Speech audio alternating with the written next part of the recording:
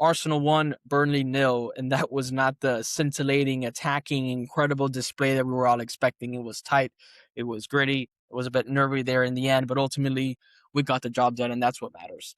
I can't imagine what it must have been like for the people at the actual Emirates Stadium. I'm sure they're probably shitting themselves over the last 20 minutes.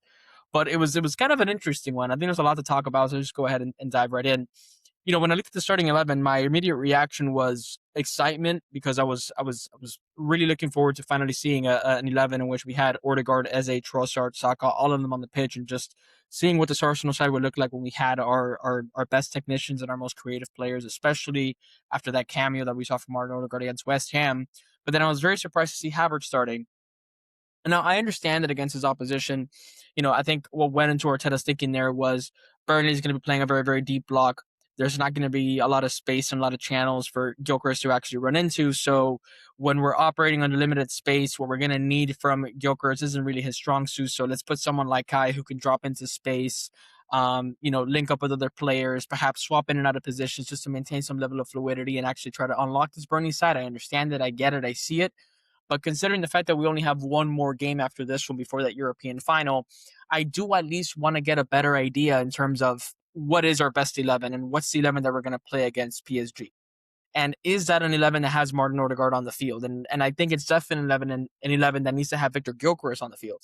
And I don't think those two have had enough opportunity, enough of an understanding between one another to really start building that kind of chemistry that could ultimately result in, a through ball or link up play that ultimately unlocks something. So I do want to at least get an idea or at least see, 60 minutes of football of what would eventually be the starting 11 that goes up against PSG in the Champions League final. Maybe I already saw it. Maybe it is the midfield of, Skelly, Eze, and Rice. And if so, I'm more than happy with that. But when you look at the kind of game that Ødegaard had against West Ham and the kind of game that I think he had today, I think he's definitely knocking on the door as someone whose name definitely needs to be on that team sheet against PSG. So we will see how that develops. And I do think it was fantastic today.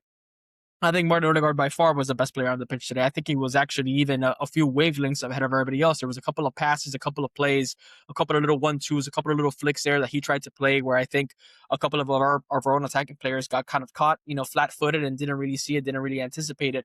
And I think that ultimately, as long as that form continues, and unfortunately we don't really have one more game, I think those things start to come through. Because I think eventually the attacking players start getting into a mindset of, well, I know he doesn't see me. I know I'm not really in his peripheral, but I'm going to make that run and I'm going to attack that space out of the way because I know that he will find me. And considering the, level of play that we've been seeing from Martin Ødegaard for what is easily about a year and a half, maybe even 2 years now, I can definitely understand why some players were caught flat-footed, but I think it's very obvious that Martin Ødegaard is playing at a different level right now. And hopefully it's something that he continues to sustain, not only for the remaining fixtures, but for years to come, because I do think that he could be a very pivotal part of this next Arsenal, let's say, evolution or phase or whatever you want to call it, if he plays at this level. And that's a lot, considering that he was probably one of the players that I was looking at as potentially going out the exit door this summer. So overall, I think, we played fantastically well in the first half, but I think it just goes to show that despite how well our link up and creativity and how fluid we were looking, that we don't have that natural kind of poacher's instinct. We get into the final third, we put the ball into good areas but there isn't really somebody attacking that 6 yard box, putting a toe poke away, just finding themselves in the dangerous areas where the second ball lands or where the ball actually ends up being.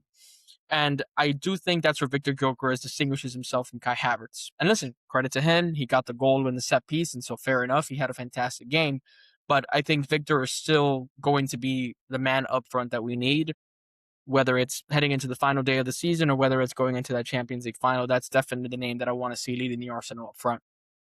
But, if Arteta just wanted to go with the best 11 that he felt was going to, suit the opposition that we were facing today, fair enough. Take it one game at a time. Don't get ahead of yourself. But, I definitely at least want to see 60 minutes of football of what will eventually be the starting 11 of, the Champions League final. Apart from that, I think the second half, obviously, we fell off a little bit. I kind of get why, as you approach the 70th minute, 1-0 in what is a must-win game, I can understand why there is this kind of damned if you do, damned if you don't mentality. If you commit too many men forward trying to see the game out, you can leave yourself vulnerable at the back. But at the same time, you know that a 1-0 is not enough. All it takes is a deflection, a poor refereeing decision, a penalty, a handball, and all of a sudden, the Premier League title is gone. So I get it. But if I think if we're honest and we remove the occasion and the nerves and everything that's at stake, the reality is Burnley didn't really create a lot of danger. They really didn't do anything to make us think twice.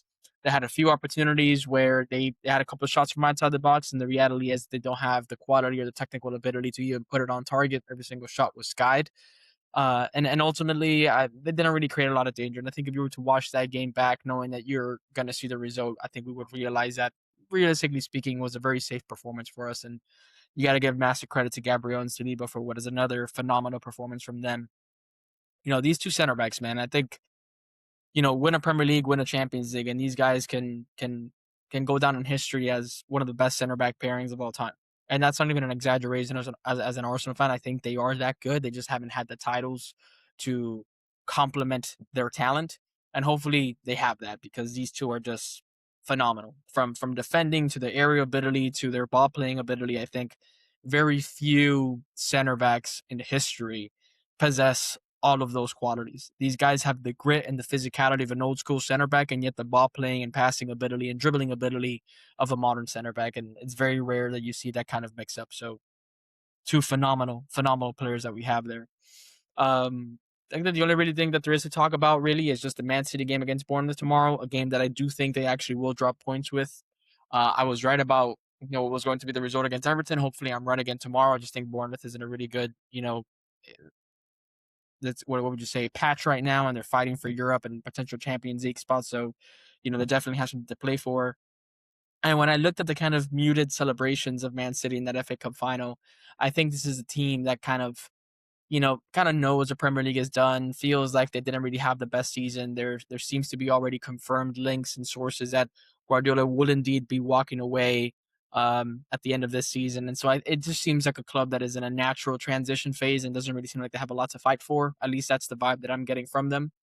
But at the same time, I have to commend them, man, because when winning a domestic cup double is seen as a failure for Manchester City, I mean, that just goes to show the standards that football club has established. You really have to give them credit. And I just hope that this next phase of Arsenal, as we enter this new era as either Premier League winners or Champions League winners or both, that becomes a new standard where winning an FA Cup and an UEFA Cup in the same year is actually seen as a failure. I don't want it to be us kind of riding the highs or riding a Premier League title and kind of sleeping on that for the next 10 years. I don't want us to be that. It is our time to establish a dynasty. And I think I'll definitely get into that a little bit more towards the end of the season. But when you look at the landscape of the Premier League, when you look at the level of the opposition, when you look at where we at, our squad, our players, our manager, how many of these players have been playing together, the stage that this project is in, I think the next evolution is to establish a dynasty and establish a level of consistency where we are winning Premier Leagues and competing for major honors every single year, and where that becomes a new norm. And success isn't now measured by just winning a few cups here and there or winning a league title here and there, but by winning the biggest trophies every single year. And I'm definitely looking forward to what should be the next stage of this football club. But we will see how things progress. We'll look at that game tomorrow when Bournemouth faces off against Man City, and if it goes into the final day, we will be there. So let's cross our fingers. Let's hope we get this done. Let's hope that Arsenal doesn't have any more surprises for us, and then hopefully we just have that Champions League final to look forward to, and hopefully we're going into Budapest as Premier League champions. And in 90 minutes, anything can happen. Let's go Arsenal.